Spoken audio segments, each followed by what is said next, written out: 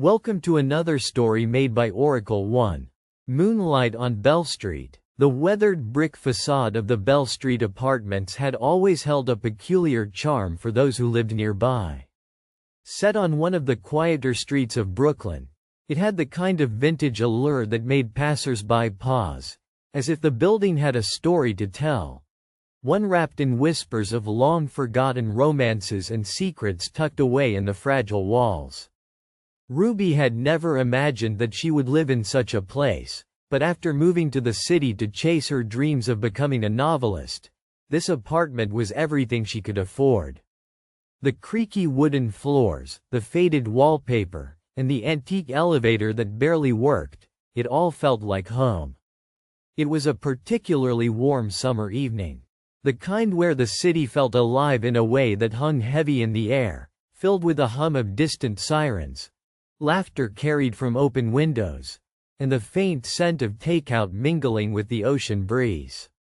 Ruby had just wrapped up a long day working at the bookstore on the corner. She tightened the straps of her satchel and smiled, knowing the next few hours were hers to lose in the quiet sanctuary of her apartment. The moment she stepped into the elevator for the third floor, the ancient contraption gave a subtle shudder, as if protesting the weight it was tasked with carrying. The soft ding marking the elevator's start was familiar to Ruby now, an old friend that creaked like an old cat. Tonight, however, something felt off.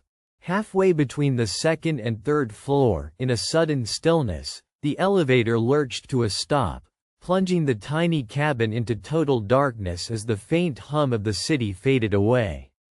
Ruby's heartbeat quickened. For a few silent seconds, the only sound was her own breathing. Then a soft voice whispered, barely above a murmur, "Looks like we're stuck." She blinked in the darkness to find a pair of eyes meeting her own, glowing with surprise and something gentle. The man was leaning against the cool metal wall opposite her. His clothes were too smart for this humble building, a navy blazer with tailored trousers, shoes polished enough to catch the faint flicker of emergency lights from outside, though right now, the elevator was completely dark. He exuded a calm she found immediately soothing. Ruby swallowed, trying to steady her voice. "I'm Ruby. Luke," he answered, his smile warming the shadows. "Nice to meet you, Ruby. Strange place to meet someone new, isn't it?" The elevator's walls seemed to close in, but his presence was like a beacon, calm, steady, and reassuring. The city blackout had left the entire neighborhood in darkness, and it was the kind of silence that felt heavy but intimate at the same time. Minutes stretched and time began to lose meaning, but within that dark, confined space on Bell Street, something unspoken blossomed. "Do you work in the city?" Ruby asked, her voice softer now, braver in the quiet. "I do. I'm a journalist," Luke replied. "I cover stories that most people wouldn't bother with. Must be tough sometimes," she said, imagining the weight of stories buried in truth and sorrow. He shrugged, a tired smile curling his lips. "It has its moments, but it's what I'm passionate about. What about you? What's your story?" Ruby hesitated. "I'm writing a novel, sort of fumbling my way through the pages. I work at a bookstore to pay rent." "That sounds wonderful." Luke's voice deepened with genuine admiration. "There's something magical about books, isn't there?" Ruby nodded, feeling an unexpected warmth unfurl inside her chest. Despite the cold metal and the dark silence infesting the tiny space, she felt seen. Hours might have passed, or maybe only moments, there was no way to tell. They shared stories, whispered about dreams, and confessed fears they hadn't voiced to another soul in years. Luke spoke of the stories behind the headlines, of lives whispered through ink and paper. Ruby shared snippets of her novel, the characters she was weaving from her heart. The world felt paused at the whim of the blackout, two strangers caught in an unexpected chapter of their own. Suddenly, a flicker of light buzzed on, a faint hum returned, and slowly the elevator jolted, lights flickering steadily until the world came back in sharp relief. The doors creaked open to reveal the dimly lit hallway of the third floor, where the small community of neighbors had gathered, anxious and relieved.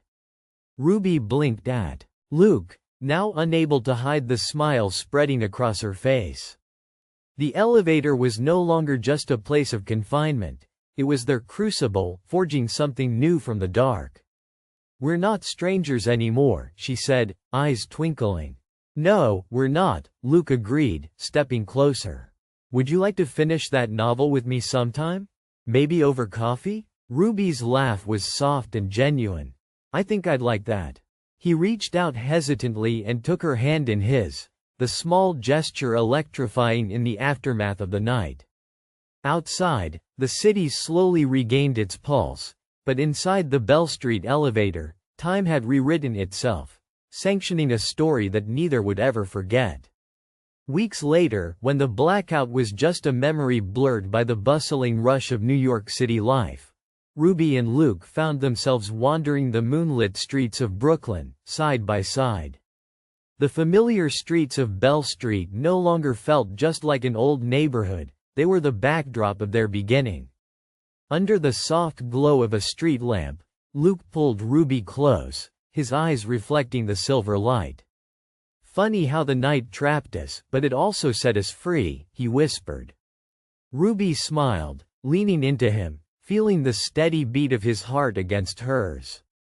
"It threw us together, and maybe someday, we'll laugh at how a blackout led to all this."